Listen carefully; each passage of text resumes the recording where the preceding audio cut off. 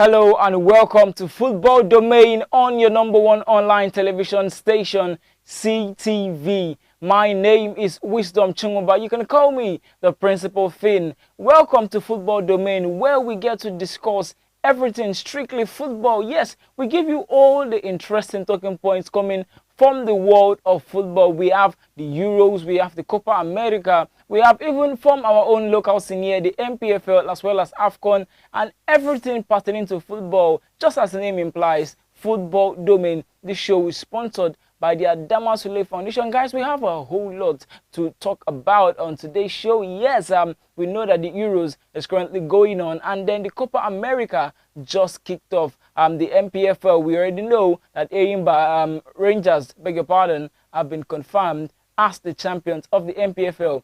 But the relegation battle is still, heating up. So this and a whole lot more we'll be discussing on today's show. Yes, guys, so don't go anywhere. When we come back from this break, we'll be going straight into all of our talking points.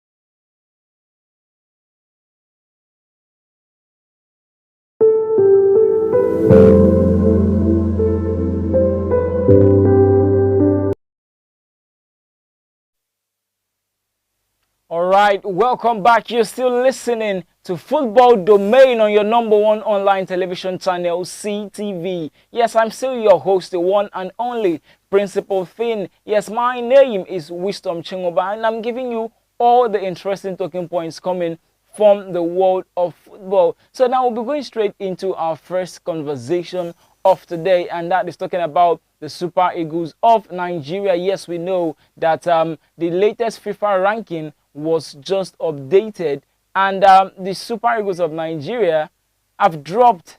Yes, we've dropped.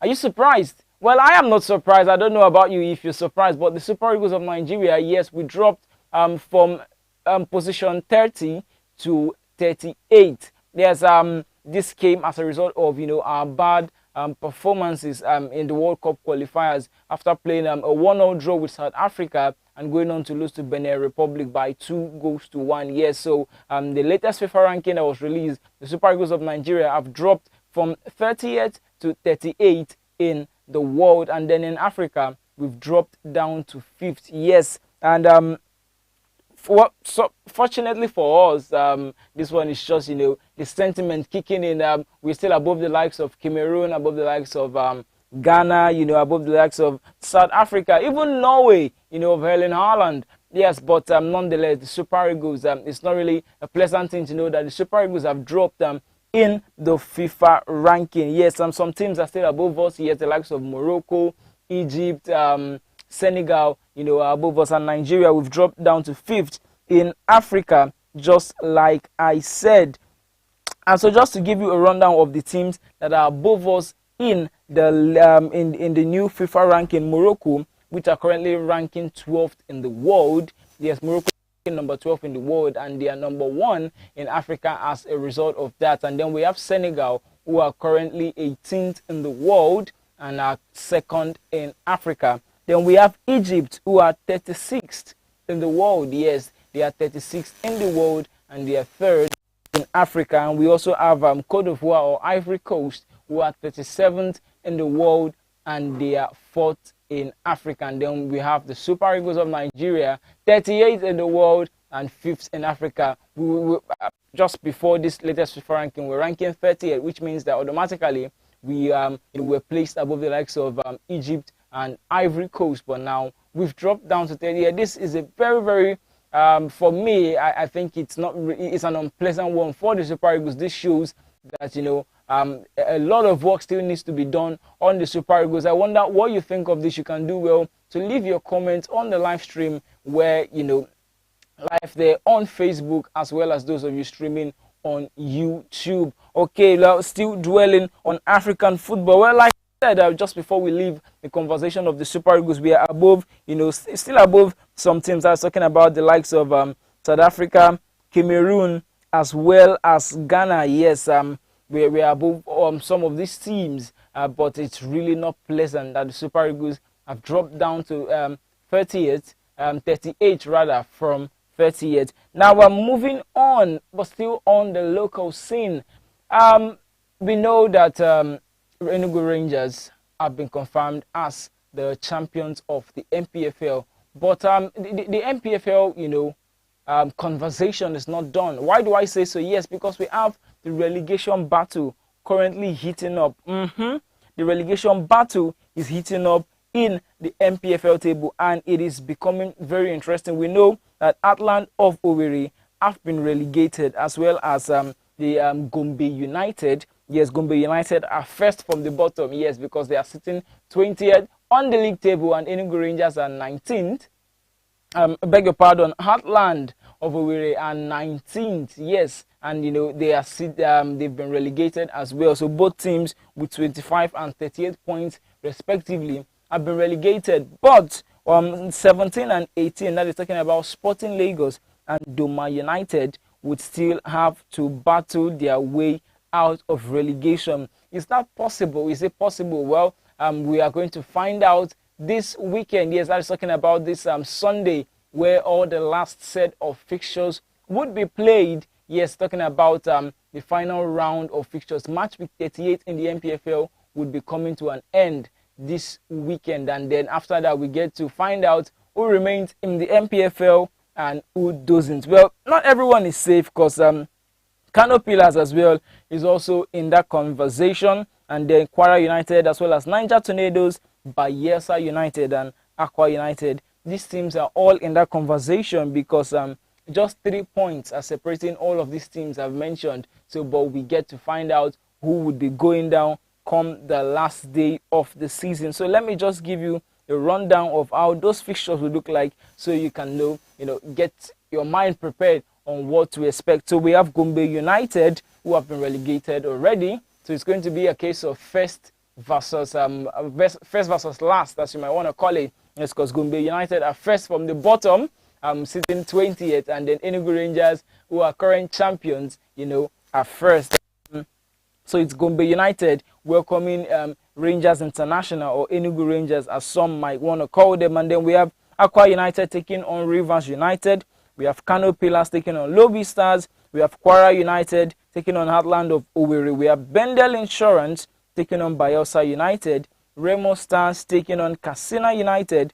We also have Niger Tornadoes taking on Sunshine Stars.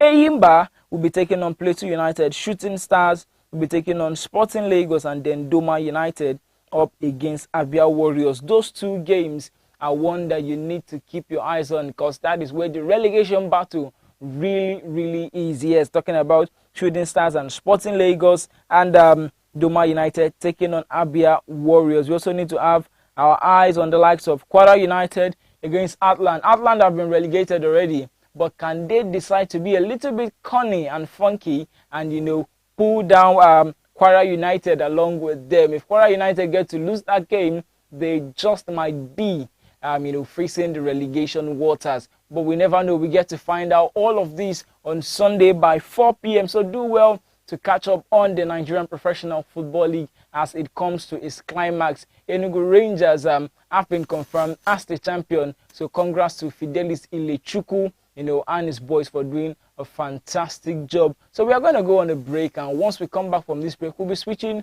over to Europe, where the Euro 2024 is going on, and then from then we switch over to South America, where the Copa America has kicked off. Don't go anywhere. You're still listening to CTV, the #1 online television channel, and this show, guys, is sponsored by the Adama Sule Foundation. Don't go anywhere. We'll be right back in a bit.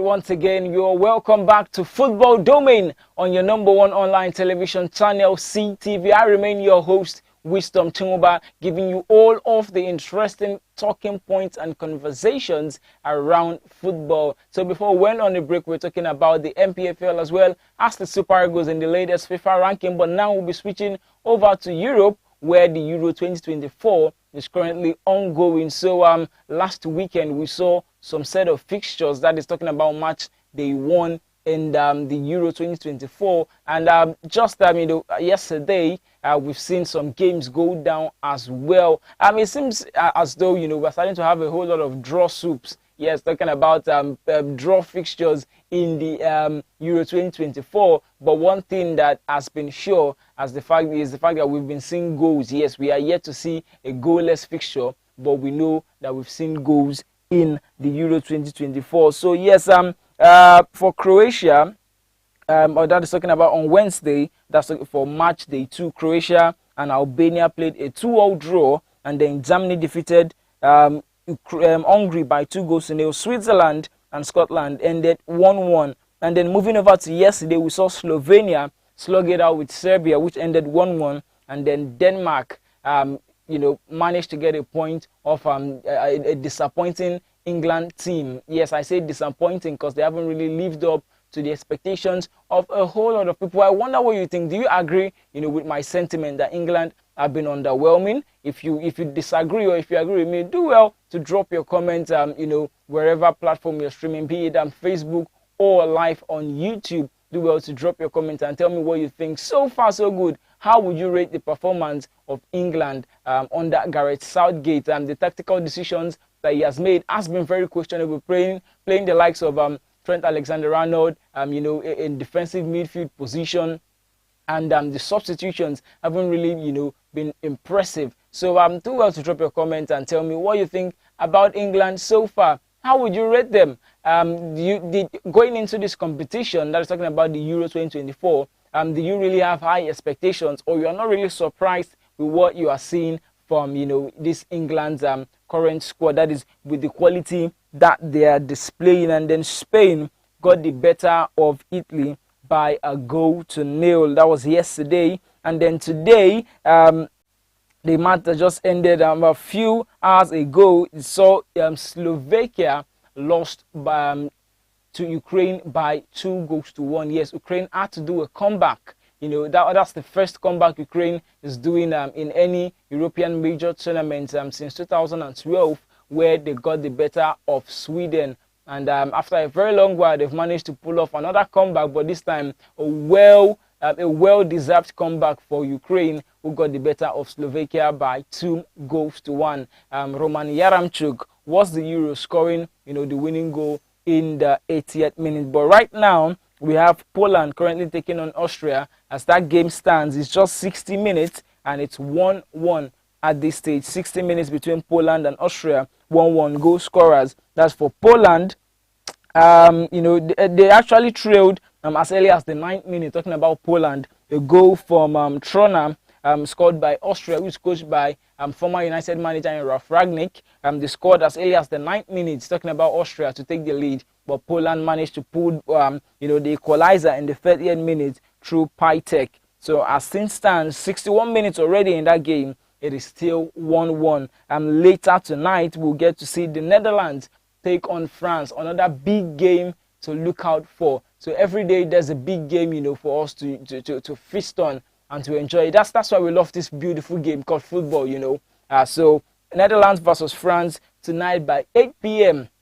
You can also tell me your predictions. Tell me, how far do you think France will go in this, Euro tournament? By the way, Kylian Mbappe is yet to score, a goal at the Euros. Yes, he scored about 12 goals in the World Cup, but he's yet to get a single goal in the Euros. And I'm wondering, when is he going to finally get that goal? By the way, Kylian Mbappe had a broken nose from their last game, but, reports have had it that he might just be playing that game against the Netherlands tonight. Who knows? We'll wait to find out. And then tomorrow, we have Georgia taking on Czech Republic. Turkey will take on Portugal. And then Belgium up against Romania. All of these fixtures would be going down tomorrow. So do well to tell me what you think so far about the Euros 2024. We are going to go for one final break. And once we get back, we'll be concluding with the Copa America that has just kicked off. Defending champions, Argentina, kicking off things in a very fantastic way. Guys, don't go anywhere. We'll be back in a bit.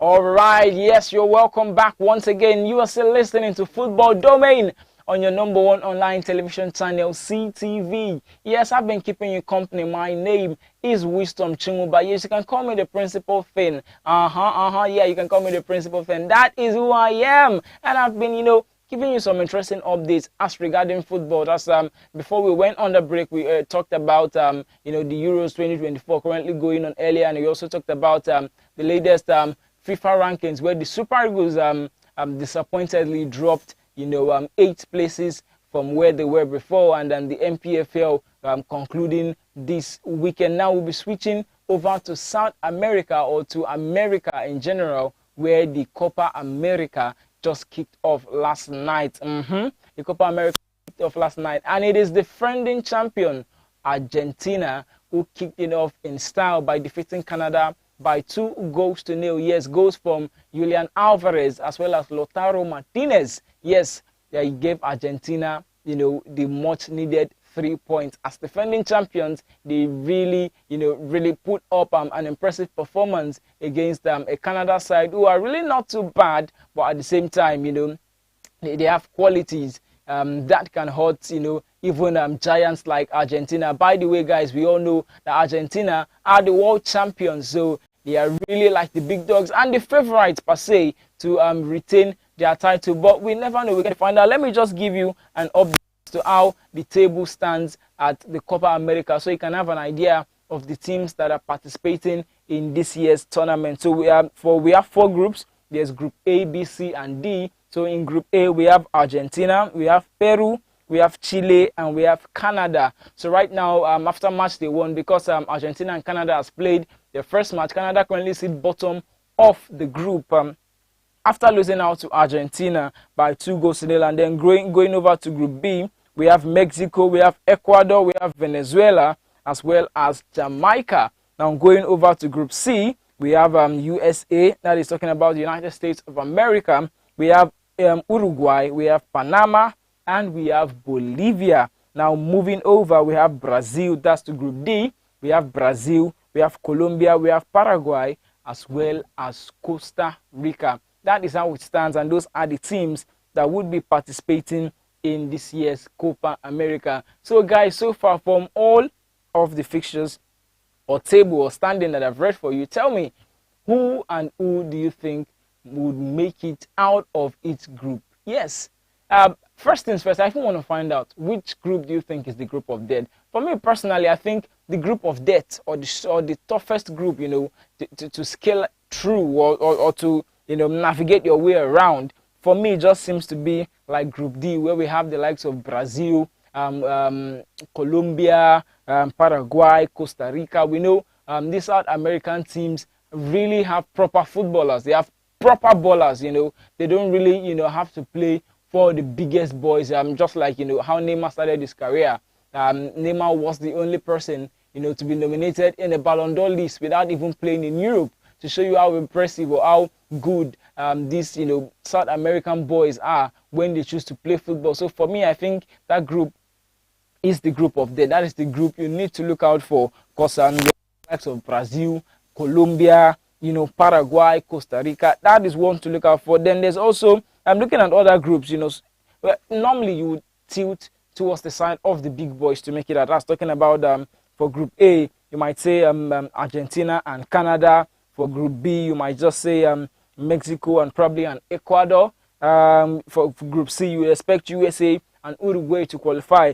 Group D, you would expect Brazil to make it out. But Brazil, over their last 5 games, haven't really been impressive. Yes, I was talking about their international matches, both friendly and non-friendly matches. Over their last 5 games in all competitions, they've won 2, they've drawn 2, and they've lost 1. So Brazil haven't really been impressive for me. I wonder what you think of this. I wonder what you make of all of this. Do well to drop your comments and tell me what you think about the Copa America. Who do you think would make it to the final? And do you think Argentina would retain their title? For me, I feel like Argentina might just go on to retain their title. You never know. By the way, Lionel Messi, you know, in Argentina's 2-0 win over Canada yesterday, got to assist. He almost got his name on the score sheet, but was denied, you know, by the goalkeeper, who put up a really impressive performance, by the way, for Canada. And that is that for the Copa America. So guys, from all of our talking points, do well to drop your comments live on Facebook as well as YouTube, where we get to read your comments on our next show. And don't forget, stay tuned. Tomorrow would be live. We'll be having, you know, our usual game show, So You Think You Know About Football, where we get to test, you know, your footballing knowledge and reward you if you get to answer some of our questions correctly. Don't forget, this show is sponsored by the Adama Sule Foundation. I've been your host, Wisdom Chimoba. Before I sign out, guys, don't forget, Proverbs 4:7. Wisdom is the principal thing.